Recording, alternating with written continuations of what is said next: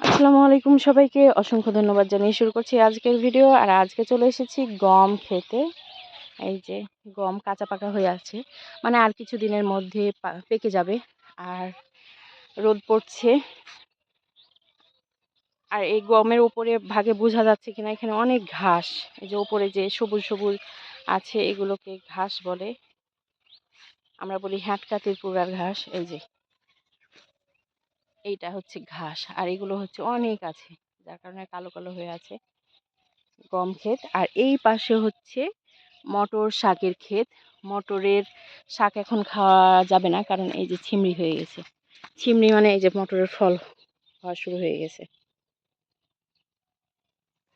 আর কি সুন্দর লাগছে দেখতে, মাশাল্লাহ দেখেন। আর আমি যে রাস্তাটা দিয়ে হাঁটছি এটাকে তো আইল বলে, দুই পাশে গম ক্ষেত, আর এটা হচ্ছে আইল। এই যে এখানে একটা মটরের গাছ আছে, এইটাতে আবার ছিমড়িগুলো টেপা টেপা হয়ে গেছে, মানে বড় হয়ে গেছে। গম ক্ষেত, গম থেকে আটা হয়, আর গম তো খুব উপকারী আটা। আমাদের বাসায় কিন্তু গমের রুটিই খাওয়া হয়। আমার আব্বা গমের রুটি খায়, আর সেখান থেকে আমার ছেলে খাওয়া শিখেছে। আমাদের এখান থেকে গমের আটা পাঠায়। মাঝে সাঝে যখন শেষ হয়ে যায় তখন হচ্ছে কিনে খায়। তাছাড়া আমাদের ছাগলগুলোকে কিন্তু, যেগুলো কোরবানির জন্য বা খাসি যেগুলো, সেগুলোকে কিন্তু এই গম খাওয়া হয় অল্প অল্প পরিমাণে। আর গম খাওয়ার কারণে ছাগলগুলো বেশ মোটা তাজা হয়। আমাদের এক একটা ছাগল 1 মণ পর্যন্ত হয়। 33 কেজি, 38 কেজি, 40 কেজি পর্যন্ত হয়। আমাদের দিকে যারা কুরবানির ছাগল পালে তারা প্রায় গম কিন্তু খাওয়ায় অল্প অল্প পরিমাণে।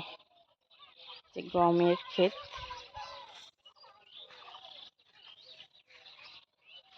আর এইটা হচ্ছে মটর শাকের ক্ষেত।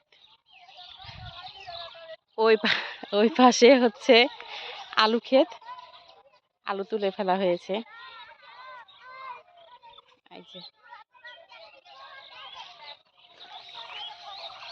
আর এইটা সেই যে হ্যাটকাতির পুরা ঘাস, এটা ছাগলের খাদ্য। এটা নাকি মানুষকে খেতে হয় না।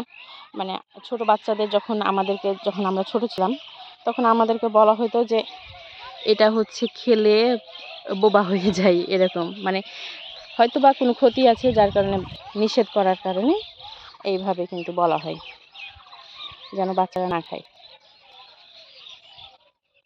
আর যখন এই গমগুলোকে আমরা মাঝে সাঝে শীষটা তুলে নিয়ে চুলায় পুড়িয়ে কিন্তু মানে ভেজে খেতে খুব মজা লাগে। আলাদা করে গাছ দিয়ে জ্বালিয়ে পুড়িয়ে কিন্তু হচ্ছে যে ভালো লাগে, মজা লাগে। দারুণ না দেখতে?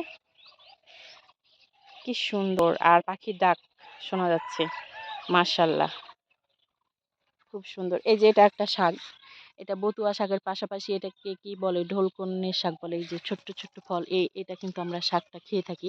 আর আমাদের দিকে ওই বললাম না যে শাক চাষাবাদ কম হয়, বতুয়া এবং এই যে শাকগুলা, আমরা হচ্ছে যে ছোটবেলায় এগুলো অল্প পরিমাণ, বতুয়া শাক অল্প পরিমাণ, কিছু আলুর পাতা, কিছু মানে হেলেঞ্চা শাক যেটাকে বলে, এটা আমাদের দিকে ছাঞ্চি বলে, এগুলো কিন্তু নিয়ে পাঁচমিশালি শাক, এত মজা লাগতো, এত টেস্ট লাগতো।